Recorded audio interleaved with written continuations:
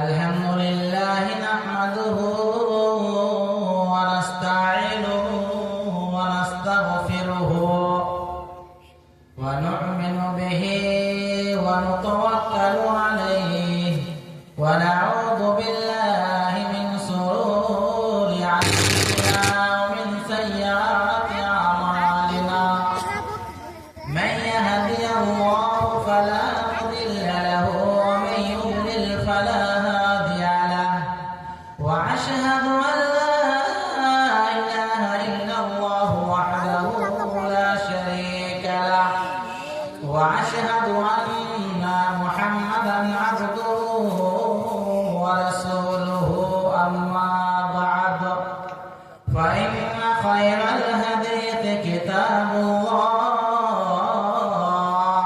وخير الهدي هدي محمد صلى الله تعالى عليه وسلم وشر الأمور محدثاتها وكل محدثة بدعة وكل بدعة ضلالة وكل ضلالة في النار. أعوذ بالله من الشيطان الرجيم. بسم الله الرحمن الرحيم. يا أيها الذين آمنوا اتقوا الله حق تقاته ولا تموتن إلا وأنتم مسلمون. يا أيها الذين آمنوا لا تلهكم أموالكم ولا أولادكم عن ذكر الله ومن يفعل ذلك فأولئك هم الخاسرون. وقال الله تعالى في موضع آخر كل نفس ذائقة الموت وإنما توفون أجوركم يوم القيامة فمن يؤتها عن النار وأدخل الجنة فقد فاز وما الحياة الدنيا إلا متاع الغرور. তোমায় বিনা নাই রে মাবুদ বলেন কোরআন ইল্লাল্লাহ লা ইলাহা ইল্লাল্লাহ লা ইলাহা ইল্লাল্লাহ। তোমায় বিনা নাই রে মাবুদ বলে কোরআন ইল্লাল্লাহ লা ইলাহা ইল্লাল্লাহ লা ইলাহা ইল্লাল্লাহ মুহাম্মাদুর রাসূলুল্লাহ। নবী যখন প্রচার করেন এই কালেমা বলে কাফেররা পাথর মারে সঙ্গে দলে দলে। নবী যখন প্রচার করেন এই কালেমা বলে কাফেররা পাথর মারে সঙ্গে দলে দলে। কেউ তো বলে জাদুগিরি কেউ তো বলে ইয়া রাসূলুল্লাহ লা ইলাহা ইল্লাল্লাহ লা ইলাহা ইল্লাল্লাহ মুহাম্মাদুর রাসূলুল্লাহ। সম্মানীয় আজকের অর্থাৎ ডাঙ্গি গোপালপুর বানাত মাদ্রাসার নির্বাচিত সভাপতি মহাশয় ও আমার সম্মুখের আনাচে কানাচে আড়ালে সম্মুখে ভাতৃমণ্ডলী সমস্ত প্রশংসা সমস্ত গুণগান সেই মহান রব্বুল আলামিনের জন্যই যিনি আমাদেরকে এই ডাঙ্গি গোপালপুর বানাত মহিলা মাদ্রাসায় জালসা করার তিনার প্রশংসা করে শেষ নাই। তাই আমরা একটি ছোট্ট শব্দের দ্বারা তিনার প্রশংসা করে থাকি, বলুন আলহামদুলিল্লাহ। তারপরে পরে আমাদের ধর্মের গুরু, ধর্মের নেতা, মা আমিনার মক্কার দুলাল, মুমিনদের হিতাকাঙ্ক্ষী বন্ধু, মদিনার মাসুম সন্তান, আকাই নামদার তাজদের মাদানী আহমদ মুস্তাফা মুহাম্মদ মুস্তাফা, বলুন সাল্লাল্লাহু তাআলা আলাইহি ওয়াসাল্লাম, তিনার প্রতি শত সহস্র শান্তির ধারা বর্ষিত হোক। আল্লাহুম্মা সাল্লি আলাইহি আল্লাহুম্মা বারিক আলাইহি। আমি আপনাদের সম্মুখে এমন এক বিষয় নিয়ে আলোকপাত করতে যাচ্ছি যে সেই বিষয়কে আজ থেকে নিয়ে 1400 বছর পূর্বে লোকেরা পর্যন্ত অস্বীকার করতে পারেনি এবং কিয়ামত পর্যন্ত সেই বিষয়কে অস্বীকার করতে পারে না। আল্লাহ পাক রব্বুল আলামিন আমাদেরকে যে সৃষ্টি করেছেন, এই সৃষ্টি করার উদ্দেশ্য নিশ্চয়ই আল্লাহ পাক রব্বুল আলামিনের একটা উদ্দেশ্য রয়েছে। সেই উদ্দেশ্য যদি আমরা পূর্ণ না করি তাহলে আল্লাহ পাক রব্বুল আলামিন আমাদেরকে ভয়াবহ শাস্তি দেবেন। আল্লাহ পাক রব্বুল আলামিন বলেন, ওমা খালাকতুল জিন্না ওয়াল ইনসা ইল্লা লিয়াবুদুন, আমি মানব এবং দানবকে সৃষ্টি করেছি আমারই দাসত্ব করার জন্য, আমারই ইবাদত করার জন্য। যদি আল্লাহর এটাই উদ্দেশ্য হয় যে আল্লাহর দাসত্ব বা ইবাদত করতে হবে, আর আমরা যদি না করে থাকি তাহলে আল্লাহ অবশ্যই আমাদেরকে পরকালে শাস্তি দিবেন।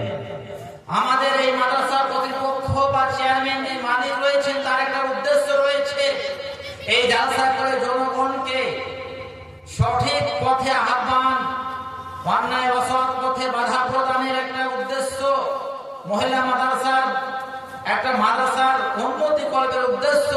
সেই উদ্দেশ্য পূর্ণ যদি না হয় তাহলে অটোমেটিকলি এই মাদ্রাসার প্রতিষ্ঠানে একটি তার দুঃখ বা কিছু কষ্ট হবে। ঠিক তেমনি আল্লাহ আমাদেরকে সৃষ্টি করেছেন, সেই সৃষ্টির উদ্দেশ্য পূর্ণ অবশ্যই করতে হবে।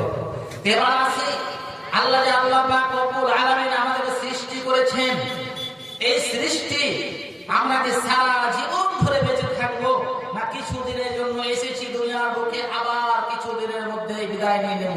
কেমন আমাদের পূর্বপুরুষরা তাদেরকে তারা সারা জীবন ধরে বেঁচে আছেন বা ছিলেন না নেই, এই সম্পর্কে আল্লাহ পাক রব্বুল আলামিন কোরআনে ঘোষণা করেছেন। কিন্তু এই দুনিয়াতে যারা জন্মগ্রহণ করেছে, প্রত্যেক মানুষকে ইহকাল ত্যাগ করে পরকাল গমন করতে হবে। এক পথে যার জান রয়েছে, যার আত্মা বা রূহ রয়েছে, তাকে একদিন না একদিন ইহকাল ত্যাগ করে পরলোক গমন করতেই হবে। কেননা আমাদের শেষ নবী মুহাম্মদ সাল্লাল্লাহু আলাইহি সাল্লাম সারা বিশ্বের আইডিয়াল হওয়া সত্ত্বেও, সারা বিশ্বের নবী হওয়া সত্ত্বেও তিনাকে হয়েছে। আল্লাহ পাক রব্বুল আলামিন নবী মুহাম্মদ সাল্লাল্লাহু তাআলা সাল্লামকে সম্বোধন করে বলছেন, ইন্নাকা মাইয়িতুন ওয়া ইন্নাহুম মাইয়িতুন, হে নবী মুহাম্মদ সাল্লাল্লাহু আলাইহি সাল্লাম, আপনিও মৃত্যুবরণ করবেন এবং তারাও মৃত্যুবরণ করবে। এখানে মুহাম্মদ সাল্লাল্লাহু আলাইহি সাল্লামকে আল্লাহ পাক রব্বুল আলামিন হুঁশিয়ারি করে দিলেন, তুমিও মৃত্যুবরণ করবে এবং তোমার উম্মতেরা, তোমার পরে লোকেরা সবাই মৃত্যুবরণ করবে। এখানে কেউ রেহাই পাবে না। দুনিয়ার বুকে আল্লাহ পাক রব্বুল আলামিন কাউকে চিরস্থায়ী বানাননি। এই সম্পর্কে বলতে গিয়ে আল্লাহ পাক রব্বুল আলামিন সূরা আম্বিয়ার মধ্যে বলেছেন, ওয়া মা জাআলনা লিবাশারিন মিন ক্বাবলিকাল খুলদ আফাইন মিত্তা ফাহুমুল খালিদুন কুল্লু নাফসিন যায়িকাতুল মাউত ওয়া নাবলুওয়ান্নাকুম বিশ-শাররি ওয়াল খায়রি ফিতনাতাও ওয়া ইলাইনা তুরজাউন। আল্লাহ পাক রব্বুল আলামিন বলেছেন, দুনিয়ার বুকে যতগুলো নবী ও রাসূল এসেছিল, যতগুলো মানুষ এসেছিল, আদম পর্যন্ত শেষ নবী পর্যন্ত যতগুলো এসেছিল এবং যতগুলো আমি কাউকে জীবন দান করিনি, আমি কাউকে সারা জীবনের জন্য বাঁচিয়ে রাখার জন্য তৌফিক দান করিনি। প্রত্যেক মানুষকে মৃত্যুর স্বাদ আচরণ গ্রহণ করতে হবে, এবং প্রত্যেক মানুষকে ভালো এবং মন্দের দ্বারা পরীক্ষা নেওয়া হবে, এবং প্রত্যেক মানুষকে আমার দিকে ফিরে আসতে হবে, অর্থাৎ কিয়ামতের দিকে ফিরে যেতে হবে। শুধু তাই নয়, আল্লাহ পাক সূরা মুলকের মধ্যে বলছেন আল্লাযী খালাকাল মাউতা ওয়াল হায়াতা লিয়াবলুয়াকুম আইয়ুকুম আহসানু আমালা ওয়া হুয়াল আজিজুল গফুর।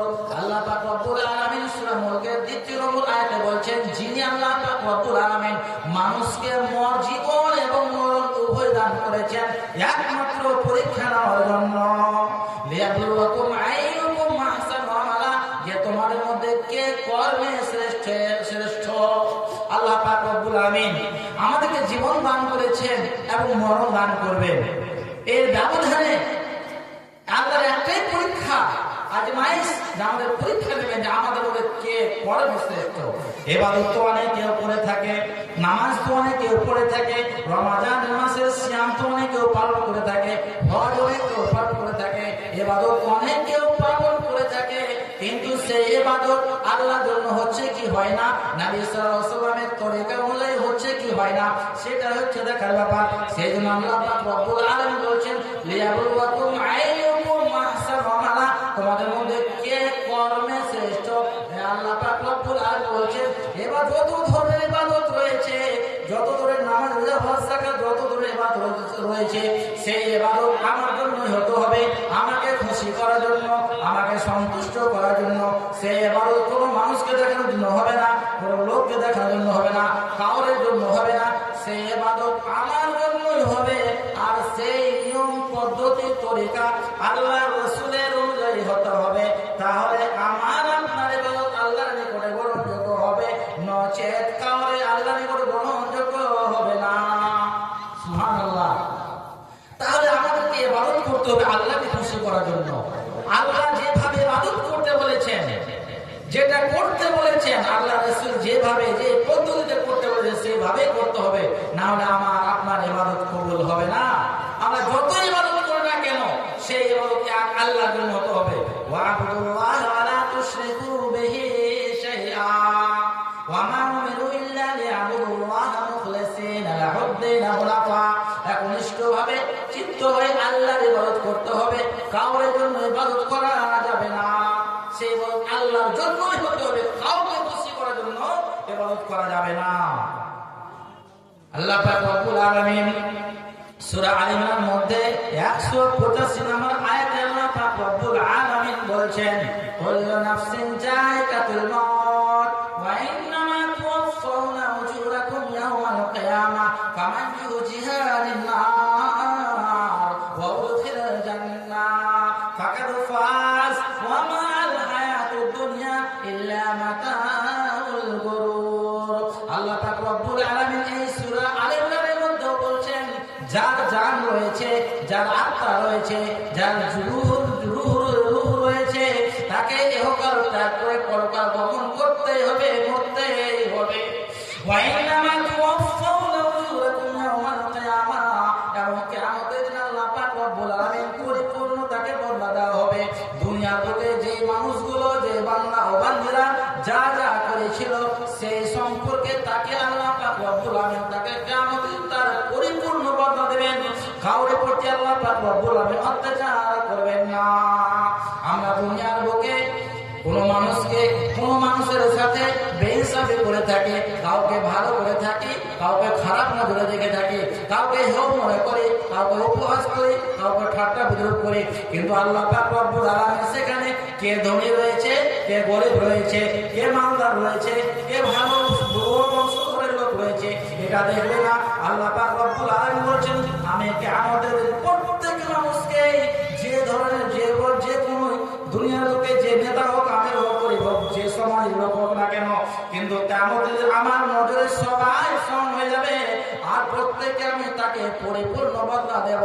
আল্লাহ পাক রব্বুল আলামিন অন্য জায়গার মধ্যে বলছেন ومن يعمل مثقال ذرة خيرا يره ومن يعمل مثقال ذرة شرا يره। কিয়ামতের দিন আল্লাহ পাক রব্বুল আলামিন বলছেন যারা দুনিয়ার লোকে সরিষার সমপরিমাণ বিন্দু মাত্র ভালো কাজ করবে, সলেহ কাজ করবে, দান খায়রাত করবে, নামাজ পড়বে, রোজা রাখবে, যা যা কাজ করবে সরিষার সমপরিমাণ ছোট ছোট কাজ, সেই কাজগুলো সেই নেকি তার আমলনামায় লেখা থাকবে।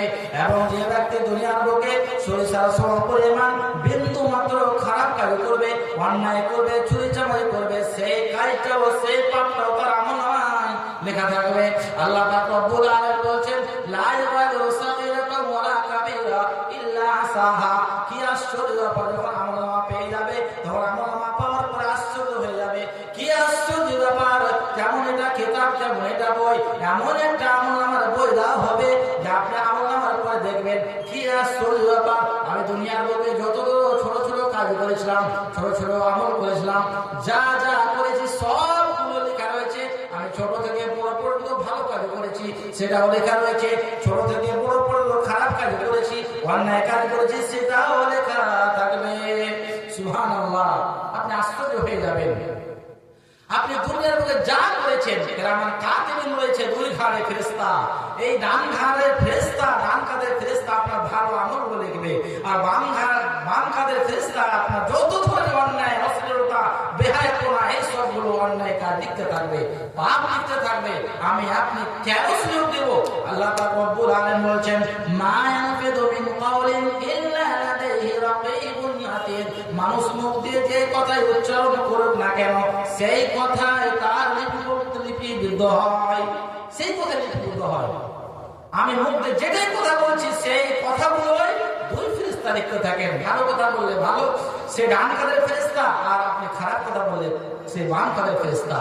আল্লাহ পাক রব্বুল আলামিন বললেন ওয়া ইন্নামা তুওয়াফাউনা উজুরাকুম ইয়াওমাল কিয়ামাহ ফামান যুজিহা আনিন নার ওয়া উদখিলাল জান্নাহ।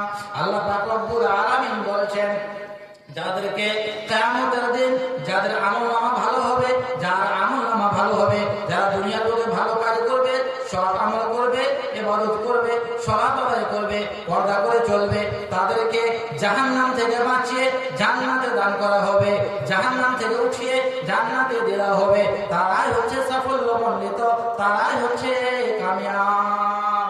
আল্লাহ পাক রব্বুল আলামিন বলছেন যাদেরকে দুনিয়ার বুকে, যারা দুনিয়ার বুকে ভালো কাজ করেছিল তাদেরকে জাহান্নামে দেওয়া দেবে না, তাদেরকে বলা হবে দেখে নাও, দেখে নাও তোমাদেরকে আমি কি করেছি, তোমরা দুনিয়ার বুকে ভালো কাজ করেছিলে, ইবাদত করেছিলে, আল্লাহ এবং আল্লাহ রাসূলের কথা মতো চলেছিলে, সেই কারণে আমি তোমাদেরকে জাহান্নামে এত জঘন্যতম স্থান, সেই জঘন্যতম স্থান থেকে বাঁচিয়ে আমি তোমাকে জান্নাতে দিয়ে দিলাম। আল্লাহ পাক রব্বুল আলামিন বলেন ফাকাদ ফাজ, তার তোমরাই সাফল্যমণ্ডিত, তোমরাই হচ্ছ কামিয়াব।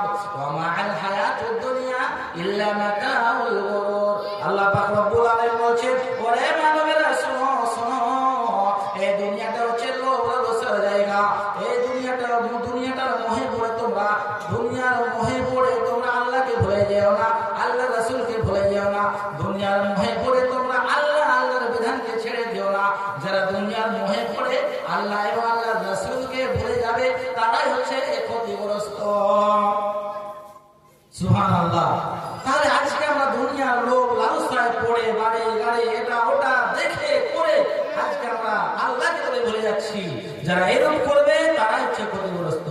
আল্লাহ পাক রব্বুল আলামিন বলছেন যারা দুনিয়ার বুকে অন্যায় করে, অনেকেও বলে থাকে আমি তো মদপান করি, আমি ব্যভিচার করি, আমি সালাত ত্যাগ করি, তারপরেও আল্লাহ পাক রব্বুল আলামিন আমাকে শাস্তি দেয় না।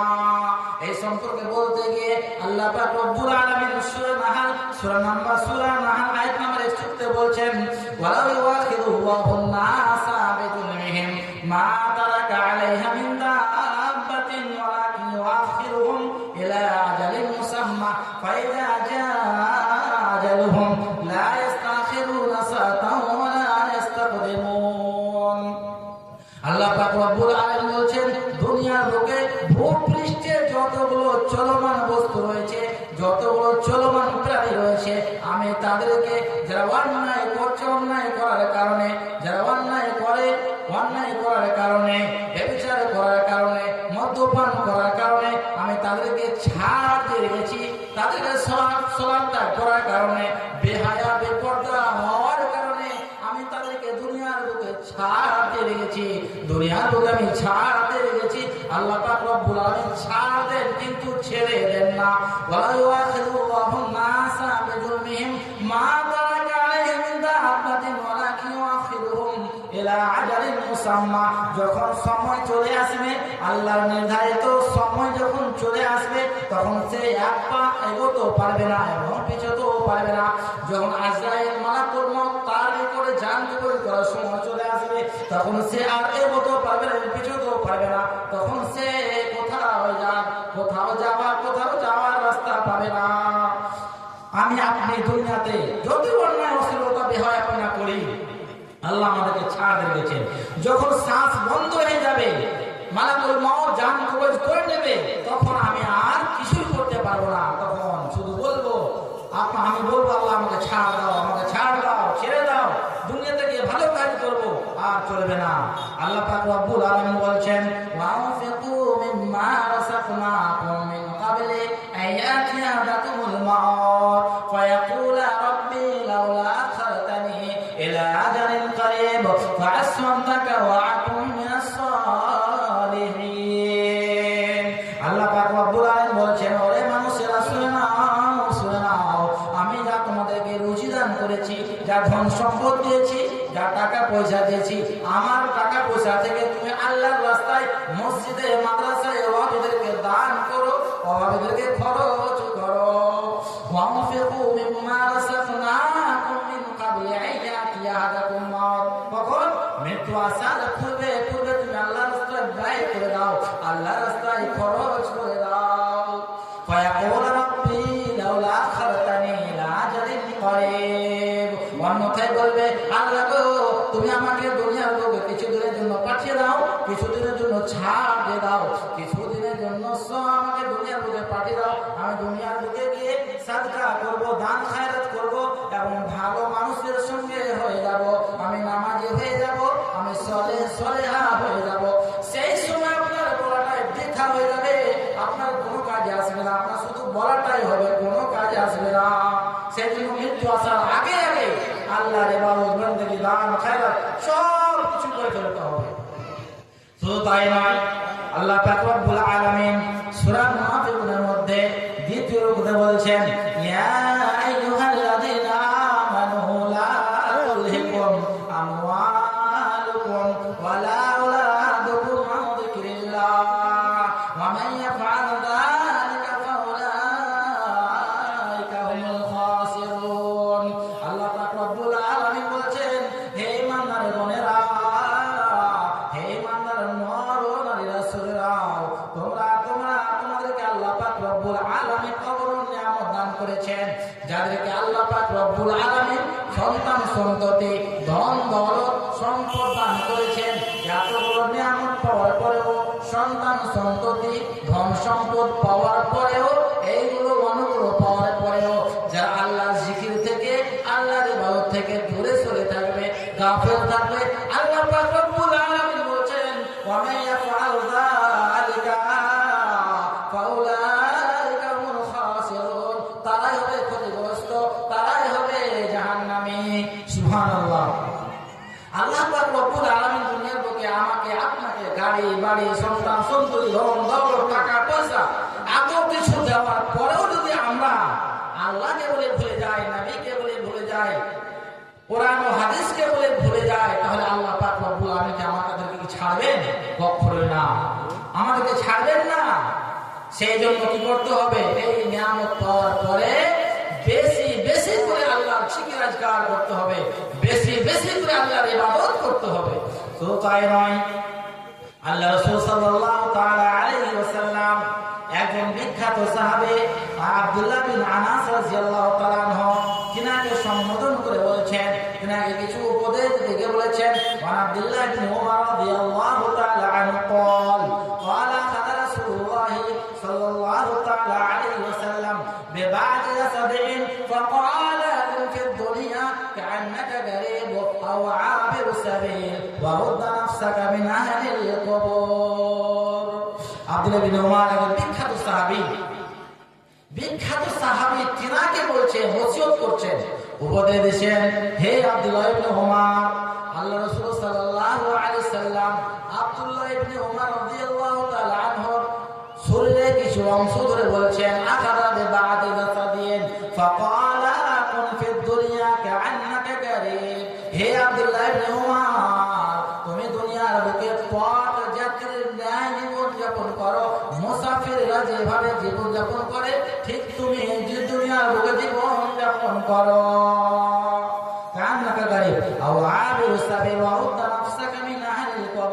এবং তুমি প্রতিনিয়ত সব সময় তুমি নিজেকে কবরবাসী মনে করো। আল্লাহ রাসূল সাল্লাল্লাহু আলাইহি ওয়াসাল্লাম বিখ্যাত সাহাবী আব্দুল্লাহ ইবনে উমরকে বলছেন, হে আব্দুল্লাহ ইবনে উমর, শোনো, তুমি দুনিয়ার বুকে এভাবে চলাফেরা করো যেমন একটা মুসাফির।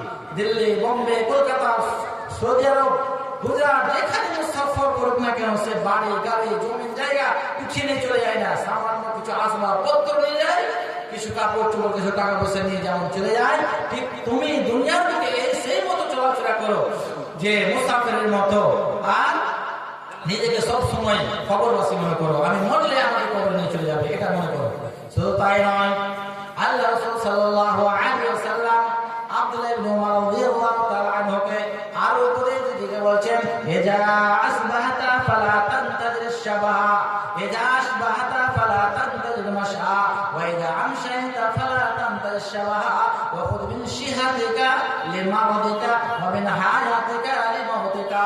আল্লাহ রাসূল সাল্লাল্লাহু আলাইহি ওয়াসাল্লাম আব্দুল্লাহ ইবনে উমর রাদিয়াল্লাহু তাআলা আনহুকে বলছেন, হে আব্দুল্লাহ ইবনে উমর, শোনো শোনো শোনো শোনো, যখন তুমি সন্ধ্যা পেয়ে যাবে আর সকালের অপেক্ষা করো না, আর যখন তুমি সকাল পেয়ে যাবে আর সন্ধ্যার অপেক্ষা করো না, হতে পারে তুমি সকালের আগে আগে তুমি মৃত্যুবরণ করবে, হতে পারে তুমি সন্ধ্যার আগে আগে মৃত্যুবরণ করবে।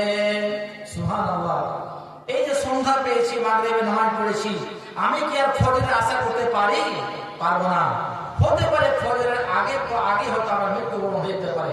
যখন ফজর হয়ে যাবে, ফজরের নামাজ পড়ে যাব, সকালে পেয়ে যাব, আর আমি সন্ধ্যার মাগরিবের নামাজ পড়া আশা করতে পারবো না। হতে পারে মাগরিবের আগে আগে আমার মরণ হয়ে যেতে পারে। এটা অস্বীকার করলেন। এর তুমি সবসময় নিজেকে মনে রাখো যে আমি বেঁচে আছি, হয়তো মাগরিবের আগে, ফজরের আগে আমার মৃত্যু হয়ে যেতে পারে। এটা আমাকে আপনাকে মনে রাখতে হবে, স্মরণ করতে হবে। আর কি বললেন, তুমি যতদিন পর্যন্ত আল্লাহ পাক রব্বুল আলামিন সুস্থ রেখেছেন, শরীরকে ভালো রেখেছেন, সেই শরীরটাকে সেই শরীরটাকে তুমি গানিমাত মনে করো, মূল্যবান মনে করো। অসুস্থ হওয়ার আগে আগে, আমি যখন অসুস্থ হয়ে যাব, আর যেভাবে এখন আমি ইবাদত করতে পারবো, নামাজ কিয়াম করতে পারবো, রুকু করতে পারবো, সাজদা করতে পারবো লম্বা লম্বা করে, অসুস্থ হয়ে গেলে আমি দাঁড়াতেও পারবো না, আমি সাজদাও করতে পারবো না, আমি রুকুও করতে ভালো করে আর পারবো না। সেজন্য আল্লাহ পাক রব্বুল আলামিন নবী সাল্লাল্লাহু আলাইহি ওয়াসাল্লাম আব্দুল্লাহ ইবনে উমর রাদিয়াল্লাহু তাআলা আনহুকে বললেন, হে আব্দুল্লাহ ইবনে উমর, যখন তোমার শরীর ভালো থাকবে, তুমি যখন যৌবনকাল অবস্থায় থাকবে, যৌবন অবস্থায় থাকবে, তখন তুমি আল্লাহর ইবাদত